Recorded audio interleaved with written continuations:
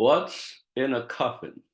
Find out, would you, in the following video. We're going to be drawing out from Genesis chapter 50, last chapter of Genesis, and last 5 verses. Genesis chapter 50, verses 22 to 26. Short 5 verses, but I believe I always do. The Bible is pertinent, relevant, and the messages are always applicable today, even, right? So, Death of Joseph. Now Joseph stayed in Egypt, he and his father's household, and Joseph lived 110 years. Joseph saw the third generation of Ephraim's sons, also the sons of Machir and the sons of Manasseh were born on Joseph's knees. Joseph said to his brothers, I am about to die, but God will assuredly take care of you and bring you up from this land to the land which he promised on an oath to Abraham, to Jacob, to Isaac and to Jacob. Then Joseph made the sons of Israel swear, saying, God will assuredly take care of you, and you shall carry my bones up from here. So Joseph died at the age of 110 years, and they embalmed him and placed him in a coffin in Egypt. thank you, Sean. So, to most of us, Genesis is a book of beginnings, right? So, these last 5 verses also tells you and I, Genesis is also a book of ending. That's the way God works. What he starts, he finishes. Genesis tells us about the creation of man, the creation of day, the first covenant of marriage, the first fratricide, Cain killing his brother Abel. But Genesis is also a book of ending. And of all the endings, these 5 verses are very pertinent, are very relevant, right? So what can these 5 verses tell you and I? What can we learn from these 5 verses? Number one, it preaches the message of passing, the message of passing. Notice how it ends with this word coffin in verse 26. Genesis in chapter 1 begins with creation. Genesis in chapter 50 ends with this word coffin. All of us will eventually find ourselves in a coffin, right? So this message of passing is something that we shouldn't take very lightly, because death catches everybody by surprise. Death catches everybody by surprise. Notice how Joseph says right here in verse 24, I'm about to die. I'm about to die. So there's nothing prophetic about that, because it says in verse 22, Joseph lived 110 years. 110 years. That sounds like very minimum, small compared to 969, right? Yeah. Right. Yes. Yeah. When you just got done reading the few prior verses, it does. Yeah. But doesn't that number 110 sounds very familiar to us? How many people we know live up to 110? Right? That we know. That we know? Yeah, I don't Nobody. know. I Nobody. don't know nobody. but you see, I always say everything is in the Bible for a reason. Notice how the digressions of the length of life from 969 to 110. And notice how at the end of this book called Genesis, the book of beginning, how timely for God to end Genesis, the first book of the Bible, with this 110, something that many of us, we don't know too many people, whether family, friends, neighbors, co-workers, who live up to 110. So we should take all the more this first message of this word coffin, right? What is a coffin telling you and I when we see a coffin, when we go to a funeral? Like, is it just, another coffin? Somebody else is in it, and we don't pay attention to it until we find ourselves in the coffin, right? The first message in this word coffin right here is a reminder to you and I of the passing of our life that can come suddenly, They can come abruptly. You hear it every day. You read it every day. You watch it every day. Somebody in their prime dropping dead like flies left and right, right? So, what are we to make out of this first message? It's a reminder of our passing. Make use of the time. Make use of our life. In what way? To prepare to meet God, to prepare to meet God, right? It's something that we need to start taking seriously. You know, when you look at how the young generation that we have now, they live the way that they want, they do what they want, eat, drink, and be merry. That's the majority of their slogan, isn't it? They don't think about tomorrow. They don't think about what life's purpose is. As a matter of fact, most of them have this audacious belief that tomorrow will always come. Am I right? It's foolish. We don't worry about it. It's not audacious, but we definitely don't worry about it. It's not on top Yeah. of our priorities. No, no. We have this mentality. Just live for today. Make the best out of today. To some degree, that's good. To another degree, that's bad. What that means is we have no idea of eternity. We don't think about eternity in our mind and in our heart. We just live for the temporary. We just live for the moment, for the being. Right there again is the duality, right, that we have to maintain. We don't live our past. We want to make the best of our present, but at the same time, where will we be when 110 comes? Suppose God blesses you and I with 110 years. Yeah, it's a sobering message because we need to. We need to. We need to remind ourselves what are we doing meanwhile with the life, the time of life that God gives us? Are we living it for ourselves? Are we living it for God? Are people benefiting from our lives? Or is it just oh, here it goes again, another day? Well, I'm what, 61, so you're talking almost 50 years. We could be in prison for being Christians by then. The way this world is going, you Yeah. know. Yeah. See, that's another thing in light of what we're going through as a country right now, right? How do we make the best? How do we make the best of the time God gives us in this life, on this earth, in this world, in our country? Do we allow what's going on in our country to rob us of the fullness of life that Jesus promises? Or do we still make the best out of it? I admire President Trump in light of all that he's going through. He's out there sharing the message, encouraging people, challenging you and I to not allow what we go through on a daily basis to rob us of the fullness of life. Look at how many people are living in fear, fear of the economy, fear of this monkeypox, anything and everything. Well, I got to tell you that when I was really full of hope when I watched the Republican convention, but it's hard to hold on to that hope as far as the country taking a turn when now I'm watching all these people back Kamala like she's some brand new awesome something. You know what I mean? It's I don't Yeah, know. yeah. So what does Joseph's last few words before he died tell you and I? It's very important in verse 24. He acknowledged his time is coming. I'm about to die. But also, he acknowledges two things that are very important right here between verses 24 and 25. God will surely take care of you. Yeah. Talking to his brothers, talking to his, children, grandchildren, because the first begins, right? In verse 23, it says that here Joseph saw the third generation. Joseph saw the third generation. Now let's process that for a second before we talk about the last words of Joseph. How many of us here long to be given that privilege to see the third of our generation? I do. We all should, right?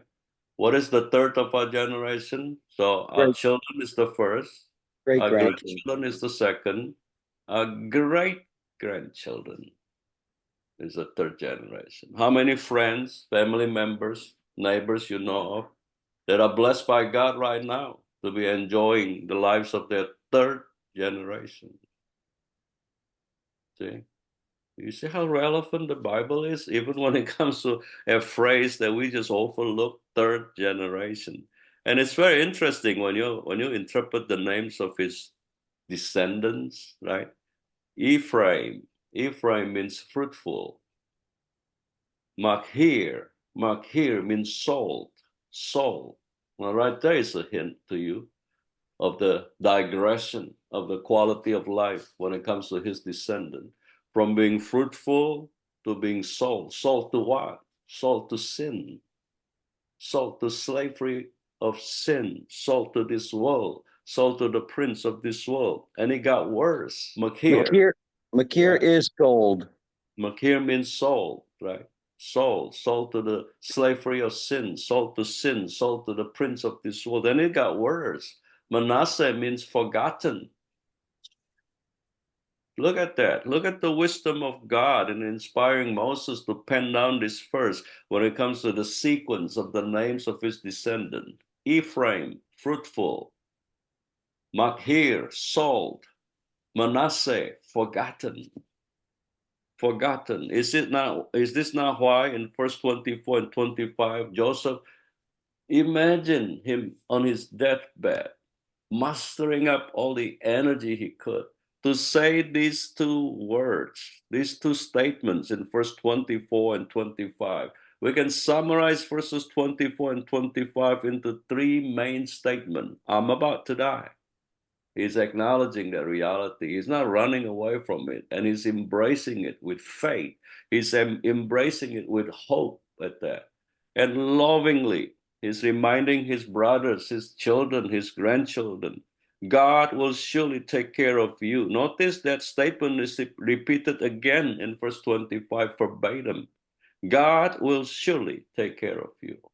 Must have been a very comforting message of promise from Joseph to his brothers. It says in verse 24, Joseph said to his brothers, and it says right here in verse 23, Joseph saw the third generation. So we could safely assume that some of his children were there when he said these last words. So the third statement is, it says right here, right? God will surely take care of you and bring you up from this land to the land which he promised on oath to Abraham, to Isaac, and to Jacob. So that's the second statement. And the third statement we find in verse 25. It's a prophetic statement. You shall carry my bones up from here. He didn't want to be buried in Egypt. He had that consciousness of his mind to remind his brothers, to remind his children, don't bury me in Egypt. Don't let my bones stay in Egypt. That's prophetic right there. That we have to interpret that beyond the literal. We do. We have to interpret that beyond the literal. So if the first statement, I'm about to die, doesn't sound like a promise, if the second statement sounds like a promise, twice repeated verbatim, God will surely take care of you. And then he adds right here in verse 24, bring you up from this land to the land which he promised on oath to Abraham, to Isaac, and to Jacob. And the third one is a prophetic promise. You're going to carry my bones from Egypt into the promised land. You know how long that took to happen? From the moment he prophetically made that statement to the children of Israel, eventually, manually and physically took his bones out of where he buried. They buried him out of where he was buried to the promised land. 360 years later. Wow. Wow. 360 years later, his prophetic request, his prophetic promise came through. That's staggering. Can we, in the last moments of our life, when we could only muster up the last amount of energy to say something as prophetic as Joseph, a message of promise a message of prophetic promise. And notice how he anchored his message to his brothers. God will surely take care of you and bring you up from this land to the land which God himself promised on oath. Here's a man of covenant. Derek? What I find most amazing in that statement is how many generations have passed over those 300 years that they still fulfilled that promise to bring his bones back. You know, the generations nowadays, 6 weeks and they forget a promise that they made to you. Yeah. So what is that telling you and I? Joseph was a figure that the children of Israel took very, very seriously. Joseph was so honored by the children of Israel that 360 years after he made that prophetic statement, after he made that prophetic request, carry my bones up from here. Don't let my bones stay in Egypt, that they did it. Derek? Yeah, but again, going what I just said, Abraham Lincoln was a profound leader of our country, and that was 200 years ago, and people are bad mouthing him today. So it's how our generations have changed and I guess weakened. They don't even know history though. That's part of the problem. They There only you go. they only imagine one idea goes from one person to the next, and they don't even really know the history. Yes. Yes. So what is that teaching you and I? It's our obligation. It's our responsibility to make sure our children, our grandchildren knows our Christian history, right? Knows the history, the heritage of our Christian values, virtues, beliefs, and practices. You know what's interesting when I study these 5 verses to prepare? Joseph means God will add. God will add. Notice how prophetic that is, despite the fact that the meaning of his descendants, Machir, sold, Manasseh, forgotten, and yet God was faithful in keeping the promise to the meaning of his name. God will add. Why? Because 360 years later, the children of Israel dug up his bones when they made it into the promised land, buried his bones in the promised land. And then that was the beginning. That was the beginning of everything and anything, going back to verse 24 when he said, God will surely take care of you and bring you up from this land to the land which he promised on oath, the covenant that God made with Abraham, that was passed down to Isaac, that was passed down to Jacob. So that name Joseph, God will add, the meaning of it. That became a reality 360 years later, beginning with the Israelites digging up his bone out of Egypt, bringing it to Canaan, the promised land, and buried it. That was the genesis of what you guys are studying. We're studying on Thursday night the book of Joshua. Remember? Joshua in the shoes of Moses was allocating the land to all the 11 tribes besides Levites.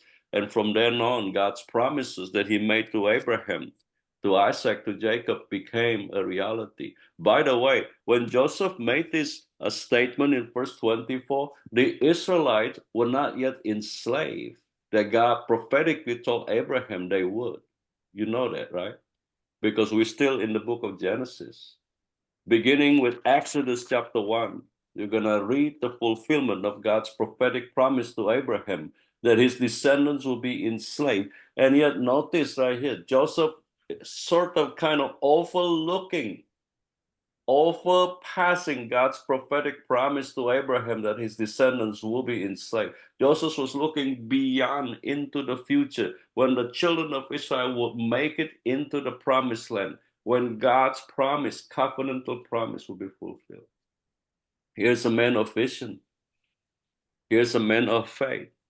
Here's a man of hope, a man of vision.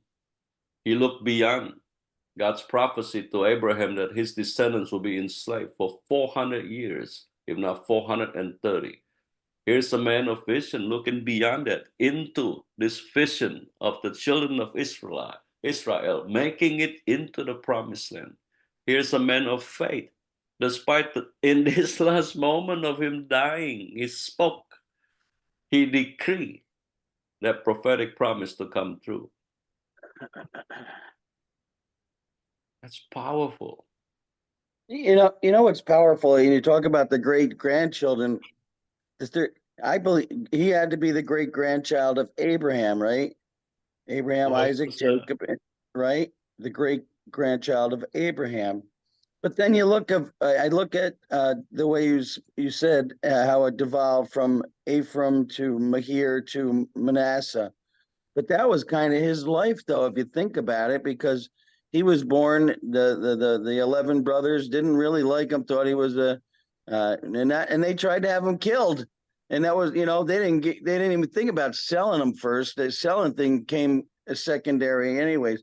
But these same people that he was preaching to were the same people that tried to kill him in his earlier youth. And it just blows me away that this guy had so much favor from his brothers once and for all, but from the next generation for 360 years to come back and take him out of the ground and bring him back to the promised land.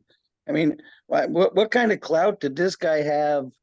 That we can't even imagine right now. We hear about the coat of the Technicolor coat. We hear about him running from the Pharaoh's wife. I mean, but then they made him ended up being a king, and how big of a king must he have been for people to remember 360 years ago, and what you just said about 200 years ago, about Abraham Lincoln. How powerful was Joseph, as what I guess my takeaway is. That's a great observation on your part. So what you're sharing right there simply can be summarized in one sentence. Not only was Joseph a man of vision, not only was Joseph a man of faith, he was a man of love. He returned his brother's evil act on him with love. And because of that, at the last moment of his life, when he said this request to his brothers passed it down to their descendants, to their children, to their grandchildren, great-grandchildren, all that culminating to 360 years later, his request was fulfilled. His bone was dug out. His bone was transferred from Egypt into the promised land. Only love can make people do that. So then I guess my question is, he came from a generation of 3 covenants that we know of, right? Abraham, Yep. Isaac, and Jacob. I'm sorry, I lost what I was thinking. No, but you onto something right there that's very important. Here's a man who saw in the sense that he experienced his covenants God made to his Abraham will be what? So Abraham, Isaac, Jacob, Joseph. Abraham, Isaac, Jacob, Joseph, because Joseph was one of Jacob's son, right? Fathers, children, grandchildren, great-grandchildren. Think about that. Joseph witnessed in his own life, 3 prior generations, God's faithfulness. So then we've talking about us being curse breakers. It seems like there was, I don't know if there was a curse there though. Was Joseph the curse breaker for that family? Because I all I can think about is Kennedy right now. Is my loving her and bringing her up in sharing my life in Christ with her going to change the next, let's say, 5 generations will that change the next generations of my family or whoever? Well, what you're saying right there is exactly what happens right here in verse 24 when he said, God will surely take care of you. God will surely bring you up from this land. God will surely bring you into the land he promised to Abraham, Isaac, and Jacob. And as I said before, when he made that statement, the children of Israel had not yet been enslaved. So his prophecy over prophesy, if you want to put it that way, God's own prophecy to Abraham. Think about that for a second, Stephen. That's why I said you're onto something. The power of words that come out of our mouth. Yeah, but the first promise even came to his great grandfather, and God's given us the same promise to us right now. Yes. And you know what is most staggering? When he made this statement, the only land, if you want to put it that way, that he and his people had, if you want to argue from God's promise to Abraham that he would enter into the promised land, remember God said to Abraham, wherever you step your foot on will be yours. The only land that could be placed into their names at this point is that cave that Abraham bought to bury his wife. That's the only thing in their possession at this point. And yet Joseph saw beyond that, 360 years ahead. And he said it with such confidence. How does that apply to you and I?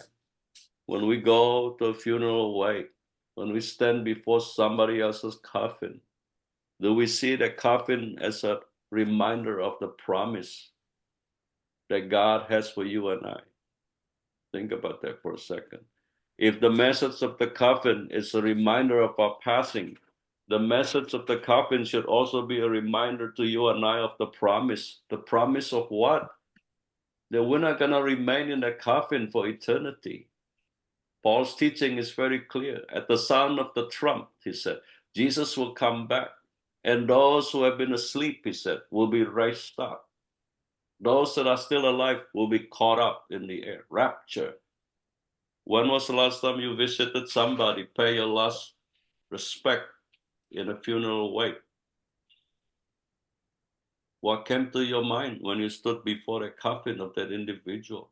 It should be a reminder to you and I of Jesus' promise penned down by Paul. At the sound of the trumpet, the dead will rise, and those who are alive will be caught up in the air when Jesus comes back. We can look at a coffin from a half empty glass perspective or a half full glass perspective, right?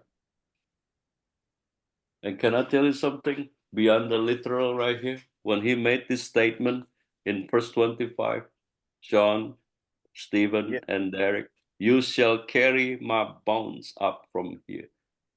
Beyond the literal, that's an allusion to resurrection. Your resurrection, my resurrection. Did you get that? No. John? How many brothers were with Joseph again 11. when they betrayed him? 11. 11, right? All of them were there then? Yeah. If we read the Okay. story, remember they dumped him somewhere? In the well, yeah, In but the Yeah. gully or I mean, something, right? but yeah, I didn't know if I forgot if every brother, because I know he had a lot, were all there. Yeah, right. But notice, of all the brothers, siblings that he had, he only had one other sibling.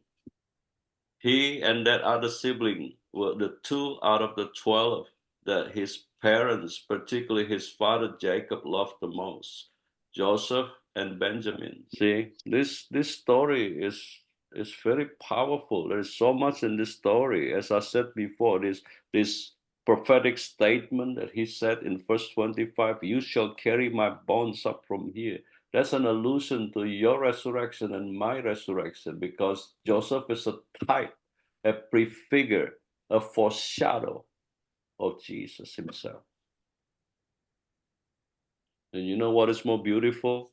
It begins in 22. Notice right here. Joseph stayed in Egypt, but he made that promise in Egypt. Egypt is symbol of Satan's world. Egypt is this world that you and I are living in. Egypt is the United States of America currently under the grip of this evil and wicked people that's trying to promote their agenda that is anti-biblical, anti-Christian, anti-American. What is this opening verse telling you and I when you combine with verses 24 and 25? Speak into your situation. You know, the thing is I know sometimes people look down on Christians, but what I don't understand about this country is just the basic idea of good and evil, and how many people turn towards evil instead of good, regardless of whether you're Christian or you're not. You know what I mean? That's Yes, the baffling part of all of that, you know? yes. See, all of us should avoid this word coffin the best we could. But look at what people are doing at this Democratic National Convention. They're bringing in coffin by promoting this abortion on site at that, while they're I know. celebrating their own party political agenda. Yeah, it's insane. It is. It is. And that's one of the talking points that the Democrats keep saying, oh, abortion is high on the agenda for this election. And that's one of their main concerns is we don't want to lose that right to abortion, which is an oxymoron because it's being promoted through Planned Parenthood. And in my mind, that's not planning any parenthood. That's eliminating parenthood. Yes. Right. Yes. Right. Should be parenthood elimination is what they should be called. And in light of what you said, Sean, most people don't see what's going on from a spiritual lens. And because of that, they don't see it as a battle of evil and good, right?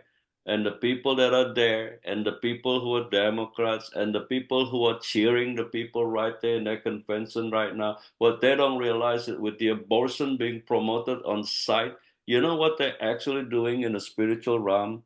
They're feeding Baal. They're feeding Moloch and Molech with the blood of those babies. So yes, I see that going on. And you say most people are caught up in it. I do. Is it true? Because now I got to look into spirituals about the rapture, about Christ's coming. So over the last 5 years, my spirit has been changed from uh, fairly worldly into more fairly godly. Over, and you've seen it, Paul, over that.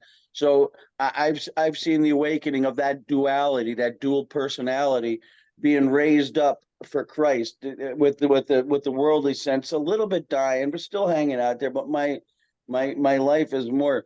I have to think with all this going on that Christ's spirit really is rising up spiritually in a lot of people, and that His kingdom is coming. Do I see Him on a white horse?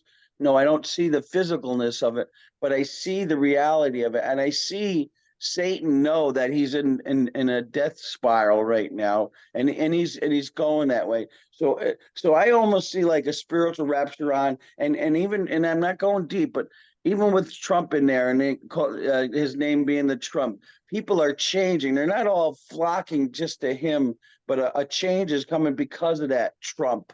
You know, people are listening. People are looking towards God because of that now.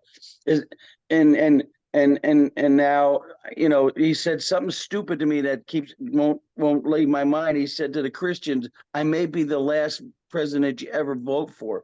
So, and then they speak about the reality of you know, the time travelers, all this stuff that goes dark and deep. But could this really be the revelation taking place? We see it all playing out in the evil act of it, but is there a goodness that's coming out? Is there a spiritual awakening coming out of it? And is that the rapture right now, and being caught up in heaven for a guy like me? Am I going to live the rest of my life in the duality zone? I pray to God not, you know? Great question. Great question, right? So rapture is a is an end time terminology. Rapture contextually processed when Paul used the word rapture is about end time. What do I mean by that? When Jesus comes back, those who are dead will come alive. Those who are alive will be caught up. That's rapture in the scheme of end time. But every one of us here, with every Bible study, with everyday living that we do it for the glory of God, we're being raptured on the inside, spiritually speaking. We're being caught up into things that are above instead of things that are below. So one of the messages of this word coffin right here, besides the message of the uh, passing that is inevitable to every one of us here, besides the message of promise, it's the message of patiently, Stephen, patiently going to the evil that we're facing on a daily basis without us coming down, having been raptured above, spiritually speaking. You follow what I'm saying? That's a I challenge. absolutely do spiritually. Yeah, that's a challenge. But it is, think about this. Look at it today from the perspective of Joseph. The children of Israelites, they have not been enslaved. They have not gone to their slavery. Yet Joseph saw beyond that.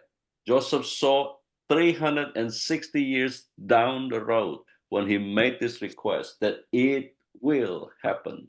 If we would have that faith, no matter what we're going through right now as a people, as a nation, as a country, if we would have a faith, if we have a vision that overlook what we're going through, we will remain caught up in the things that are above instead of things that are below.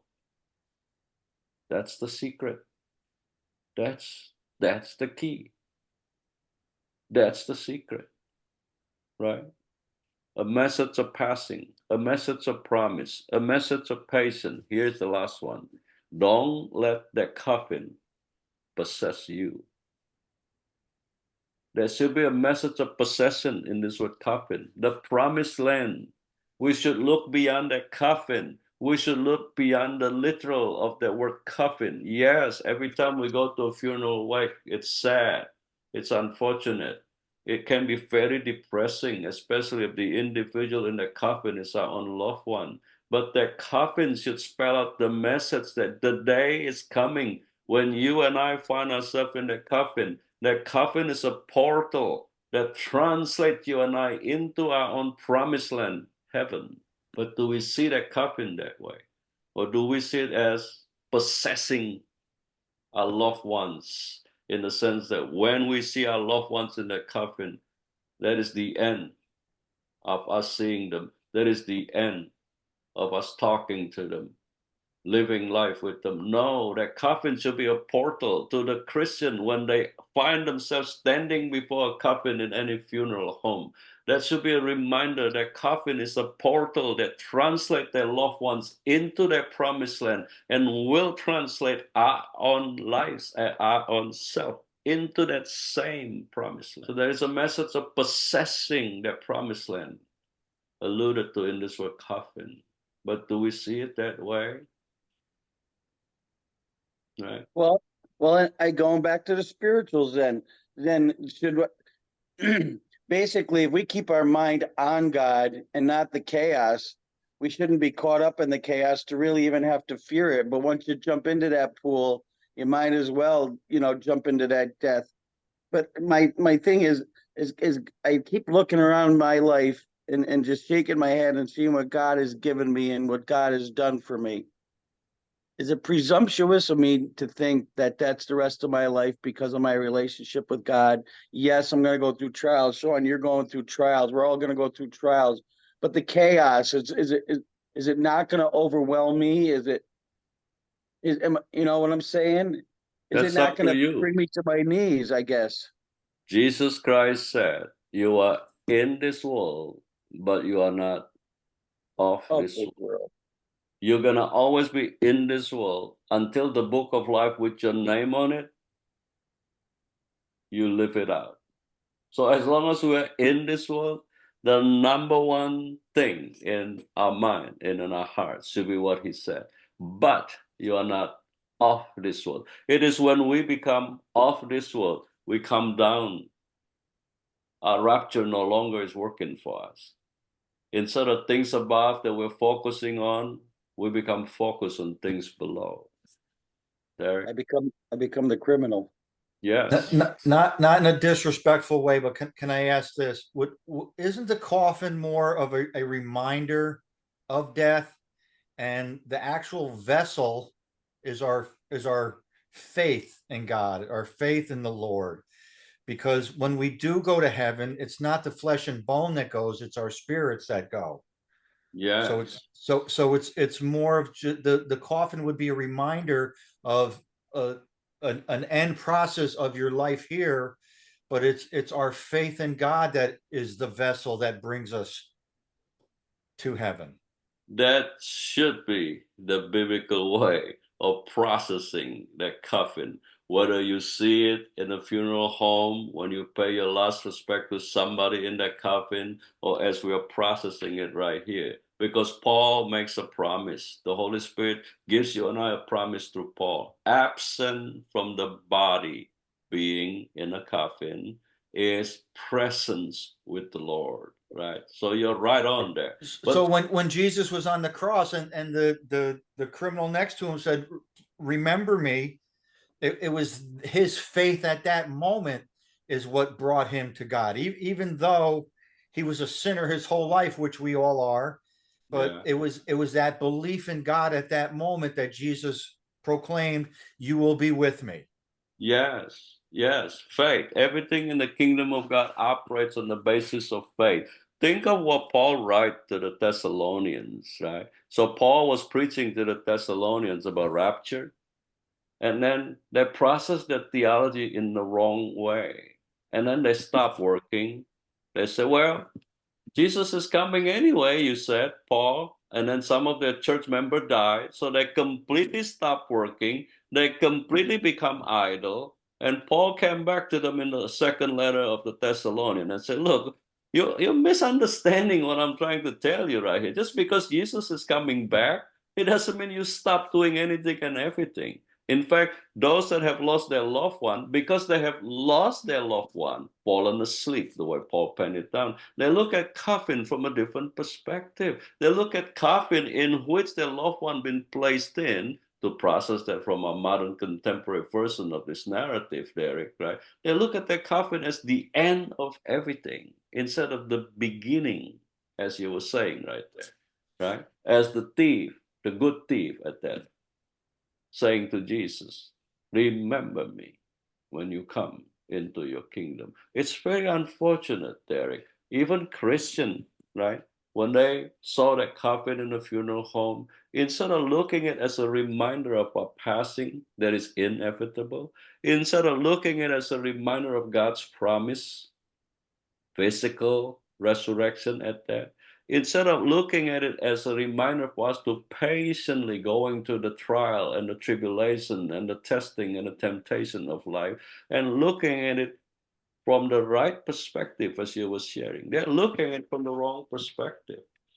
Yeah, I think we've grown accustomed to looking at the coffin in a selfish way. It's like now we don't have that person no more. We don't have their company, their companionship, but we fail to see it that they are now, again, they are in a better place. Although Yeah. people say that, oh, he's in a better place now, but it's we look at it very selfishly, like, oh, we're the one that's missing out now. Oh, poor Yeah. us.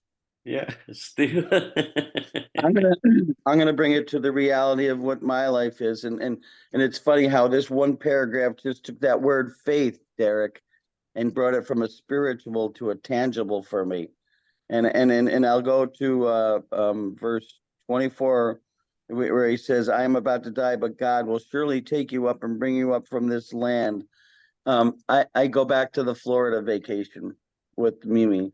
My original thought was this. My original thinking is God's going to use me. It's and then selfish my thinking, and I got to check that. God's going to use me for the next month and a half because my stepson's going to have a daughter that's going to call me grandfather, and I'm going to be that guy. Yeah, God chose me for that grandfather. But I get there, and I realize it wasn't about me from what I was building up. It wasn't about me going down there.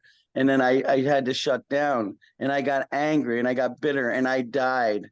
I died to Mimi. I died to the place of saying, I don't even care if this relationship goes south. I can make it on my own. I got a retirement. I got a camper. And I spoke death. I was speaking death. And there was the coffin. It was the end all. Except if I had more faith, I realized that I was being the fool and God was really using her out of us.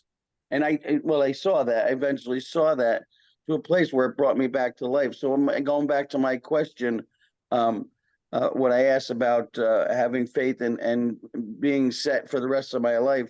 It's right there. When I get to that crossroad of heading to death or heading to the reality that God's teaching me something, I can see that life abundantly in front of me. You know, it's when I get in the way that the death, I can end it. I could say to that relationship, I could care less. You're in a better place now. I'm walking away. It's deeper than being in a coffin. It's a reality of every adventure I go through. And if I keep Yes. my faith, and that's all I got. That's all I got. That's what you got, Derek. That's what brought you here. That's what blows me away is watching your faith come out from a city kid that I knew for 30 years.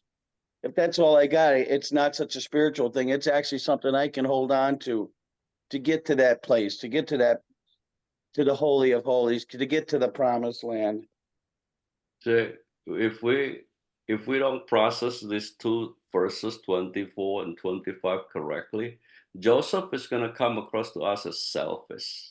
All he cared about is his bones being taken out of Egypt, right?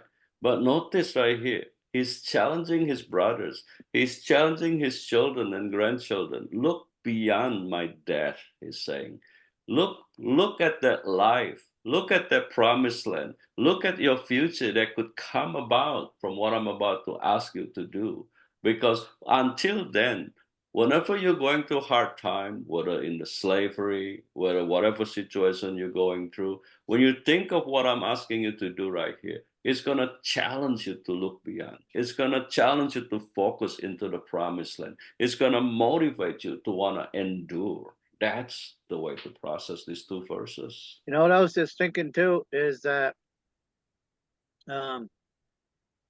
in with Joseph in relation to how his brothers treated him and what they tried to do to him and all that, it just reminds you that no matter what's going on around us, that nobody can keep a man of God down. You know what I mean? Amen. That's That's good. the right attitude. That should be the mentality, right? I mean, I don't know how many funerals, wakes I've been in, and I've always said to the family members, right, look beyond. I understand this is a challenging time. I understand this is a sad, unfortunate moment. But if you truly, truly are a Christian on the inside, this should not stop you from moving forward. This should motivate you to want to move forward all the more. Or definitely not being a hindrance for not moving on when you get to that crossroad.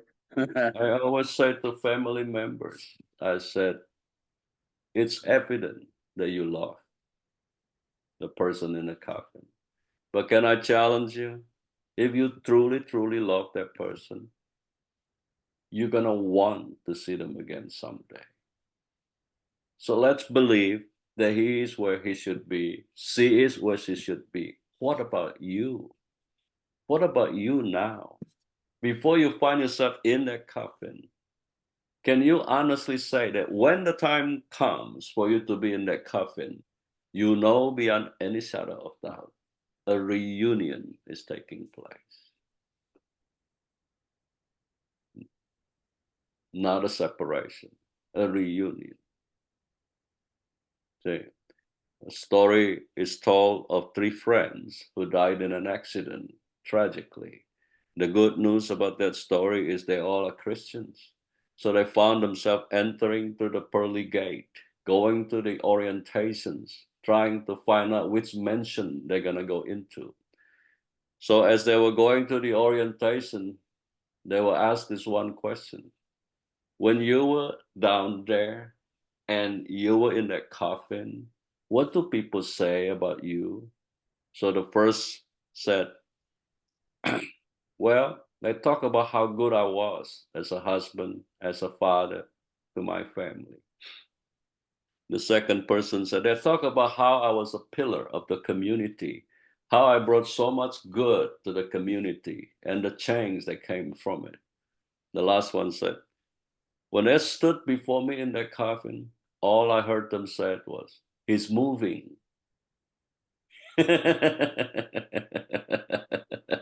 You get the idea? Which one would you prefer people to say when they stand before your coffin? Oh, he's such a good man. He's such a good husband. He's such a good father. He's the pillar of the community. Or they're gonna say, he's not here. See? Perspective. Like Derek, like he was saying, right? When you stand before a coffin in a funeral home, and as we talk about in this passage, in this short 5 verses, it's a reminder of the brevity of life. And because of that, we must make the best out of life. It's an every waking moment.